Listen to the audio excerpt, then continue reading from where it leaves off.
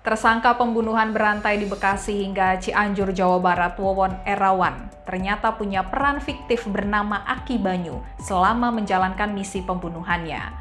Wawon memperkenalkan karakter Aki Banyu kepada para korban untuk memperkuat cara dirinya memperdaya korban. Direktur Reserse Kriminal Umum atau Direskrimum Polda Metro Jaya, Kombes Pol Hengki Haryadi mengungkap, dalam praktiknya sosok Aki Banyu yang diperankan oleh Wawon yang ternyata selama ini memerintahkan tersangka Duloh dan Dede Solehudin untuk membunuh para korban. Sosok Aki Banyu juga yang selama ini melontarkan tipu daya kepada para korban Wawon dengan menyarankan menceburkan diri ke laut apabila ingin mendapatkan kesuksesan. Oleh karena itu, Aki Banyu oleh para korban dan oleh dua tersangka lainnya, Duloh dan Dede Solehudin, dianggap sebagai sosok yang sangat sakral. Duloh dan Dede Solehudin pun baru mengetahui kalau Aki Banyu yang selama ini mereka anggap sebagai sosok sakral adalah Wawon setelah tertangkap.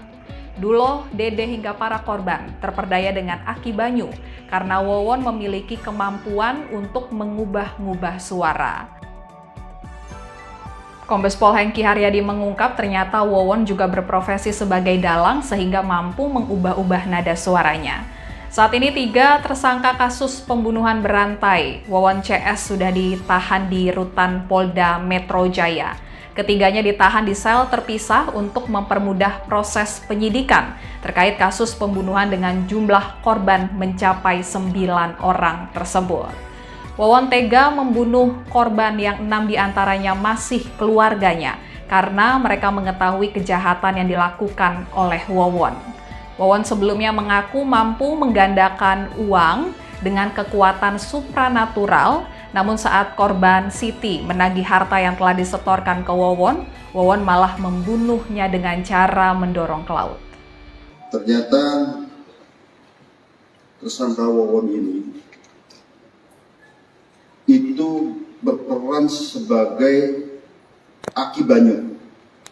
Selain atas nama Wawon yang berperan untuk mengantarkan korban kemudian dieksekusi, ternyata yang bersangkutan ini adalah berperan sebagai Aki Banyu. Ini adalah figur fiktif.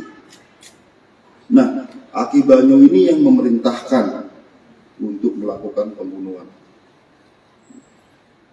terhadap para korban itu. Dan ternyata rekan-rekan sekalian dalam perkembangan pemeriksaan kami, ternyata modus ataupun cara untuk membunuh korban ini berkembang lagi. Sebagai contoh, ada yang dicekik, diracun.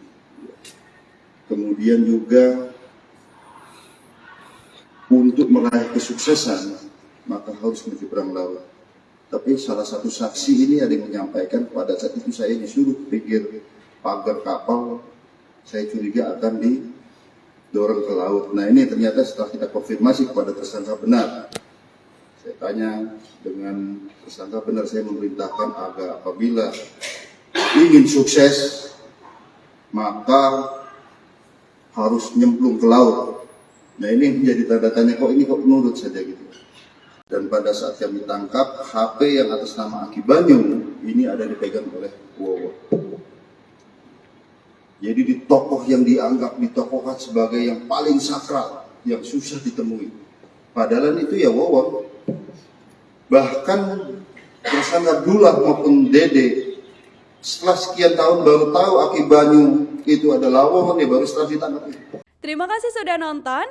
Jangan lupa like, subscribe, dan share ya.